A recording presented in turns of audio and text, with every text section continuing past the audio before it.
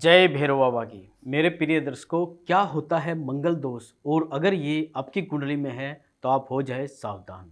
प्रिय दर्शकों, मैं आचार्य प्रवीण और आप देख रहे हैं हमारा यूट्यूब चैनल एस्ट्रोलॉजी टुडे। आपका स्वागत है।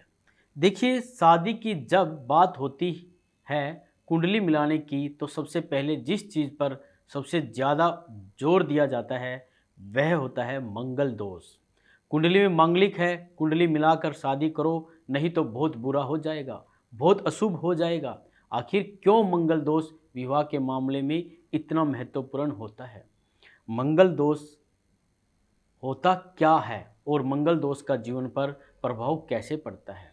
देखिए, मंगल वैवाहिक जीवन पर किस प्रकार असर डालता है? आखिर मंगल की विवाह के मामले में इतनी ज़्यादा भूमिका क्यों होती है? देखिए, अन्य चीज़ों के अलावा मंगल भावनाओं का स्वामी है। इमोशंस को बढ़ा देना और इमोशंस को घटा देना और इमोशन को तेज कर देना, यह मंगल का काम है। अब मंगल इमोशनल वाले पार्ट पर भी खास तौर से महिलाओं पर बहुत गहरा प्रभाव डालता है, इसलिए वैवाहिक जीवन की हर भावना को प्रभावित करता है। आपके विवाह के बाद के संबंध और वैवाहिक जीवन आपका कितना प्रभावित हो रहा है ये देखा जाता है, और इसी को देखने के लिए मंगल दोष को देखना महत्वपूर्ण हो जाता है। मंगल जब कुंडली के कुछ विशेष भाव में बैठता है, कुछ विशेष खानों में बैठता है, तो कुंडली मांगलिक योग हो जाती है। लगन मतलब पहले घर में, चौथे भाव में जिसे चतुर्थ भाव बोलते हैं, सप्तम भाव मतलब सातवां भाव, और अष्टम भाव आठवां भाव, द्वादश बारहवां भाव, जब इन भावों में मंगल बैठता है तो हम कहते हैं कि कुंडली मांगलिक है। अब लोगों का ऐसा मानना है कि मंगली व्यक्ति का विवाह मंगली से ही कराइए, नहीं तो वैवाहिक जीवन में बड़ी समस्या आएगी, बड़ी दिक्कतें होगी। और लोग यह भी कहते हैं कि अगर एक कुंडली में मंगल दोष है और दूसरे में नहीं है तो जिसके में नहीं है उसकी मृत्यु हो सकती है, उसके जीवन पर संकट आ सकता है। यानी मंगल दोष को लेकर लोग इतने ज़्यादा सेंसिटिव है कि मंगल को समझेंगे नहीं कि कारण क्या है, बस मंगल दोष है तो सतर्क हो जाए। पहले तो आप ये समझिए कि मंगल असर डाल रहा है कितना आपकी ज़िंदगी पर। अगर वाकई में ज़्यादा असर डाल रहा है तब उसके सोचने की ज़रूरत है। मंगल की स्थिति ऐसी है कि कुंडली में कि वह ज़्यादा असर डाल नहीं सकता, तो जब वह असर डाल नहीं सकता तो मंगल दोष का होना ना होना एक ही बराबर है। मंगल दोष होता क्या है, क्यों होता है, पहले ये समझा जाए। अब वास्तव में अगर आपकी कुंडली मांगलिक है या आपकी कुंडली में मंगल दोष है तो यह आपके वैवाहिक जीवन पर वास्तव में कैसा असर डालेगा। देखिए, मंगल एक क्रूर ग्रह है, मतलब पाप ग्रह है, इसलिए विवाह पर इसका प्रभाव होना एक समस्या पैदा करता है। मंगल और सूर्य दोनों क्रूर ग्रह हैं और अगर यह विवाह से संबंध रखते हैं तो समस्याएं होती है। लेकिन मंगल और सूर्य की तुलना में अगर मंगल का प्रभाव होगा तो समस्या ज़्यादा होगी। जिस कुंडली में मंगल दोष होता है वहाँ पर विवाह के मामले में सावधानी रखनी चाहिए। अगर मंगल दोष एक आदमी की कुंडली में है, मान लिया पति की कुंडली में है, पत्नी में नहीं है, तो जिसकी कुंडली में मंगल दोष नहीं होगा उसके साथ आपका तालमेल खराब हो जाएगा, क्योंकि आप थोड़े हाइपर होंगे, थोड़े एग्रेसिव होंगे और थोड़े रूलिंग होंगे, और दूसरे पक्ष के साथ इसी अग्रेशन की वजह से, डोमिनेशन की वजह से तालमेल में दिक्कतें पैदा आपके हो जाएगी। मंगल दोष के साथ अगर शनि का संबंध हो तब दूसरे पक्षकार मतलब दूसरे पक्ष की मृत्यु हो सकती है। यह रेयर कंडीशन है, केवल मंगल दोष की वजह से पति पत्नी की मृत्यु हो यह जरूरी नहीं है, लेकिन उसमें शनि भी आ गया है, अष्टम भाव पर असर भी पड़ गया है, तब इसको हम कहेंगे कि भाई यह मंगल दोष पति या पत्नी की आयु के लिए खतरा है।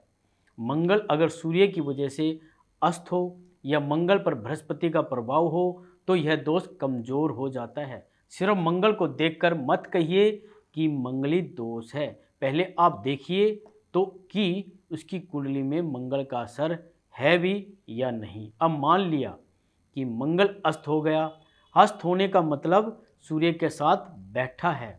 जब कोई भी मंगल सूर्य के साथ बैठ जाता है कोई भी ग्रह तो वह अस्त हो जाता है, मतलब बहुत ज़्यादा कमज़ोर स्थिति में तो है, वह विवाह को प्रभावित नहीं कर पाएगा। या मंगल के ऊपर गुरु की दृष्टि है तो मंगल इतना शुभ स्थिति में आ जाएगा कि वह विवाह पर असर नहीं डाल पाएगा। मंगल कुपित हो तो वैवाहिक जीवन टूटता चलता रहता है। यानी मंगल दोष हो, थोड़ा प्रभावशाली हो तो वैवाहिक जीवन कभी अच्छा कभी बुरा, मंगल हिंसा पैदा करता है, बैलेंस पैदा करता है। जिन पति पत्नी के बीच में मारपीट होती है, फिजिकल असॉल्ट होते हैं, वहाँ पर आप यह मान कर चलिए कि मंगल की भूमिका जरूर होगी। अब यह समझे कि सच क्या है, वास्तविकता क्या है। मंगल दोष के प्रभाव की मंगल दोष हर स्थान पर एक समान अशुभ नहीं होता।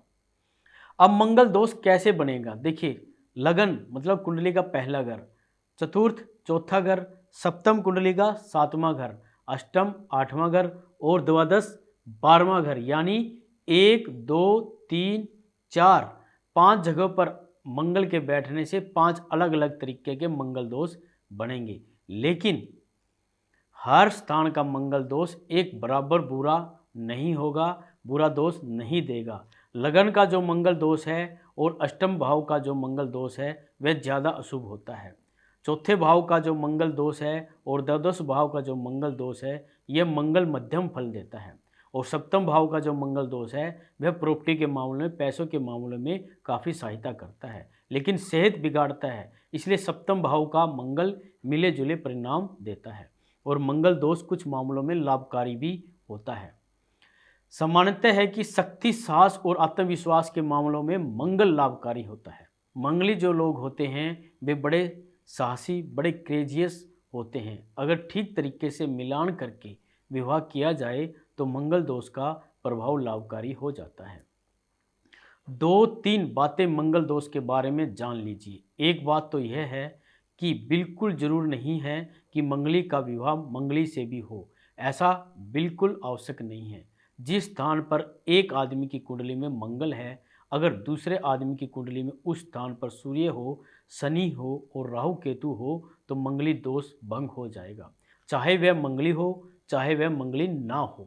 दूसरा एक नया कॉन्सेप्ट आजकल सुनने में आ रहा है, मंगल मंगली, मतलब ऋषि पराशर ने तो यह तमाम ऋषियों ने, आचार्यों ने मंगल दोष का उल्लेख किया है, लेकिन यह डबल मंगल कुछ नहीं होता। आदमी या तो मंगली होता है या होता ही नहीं होता। यह आंशिक मंगली भी कुछ नहीं होता। आदमी या तो मंगली है, पूरी तरह से है, या तो बिल्कुल मंगलिक नहीं है। इसको आप अच्छी तरह से समझ लेना चाहिए।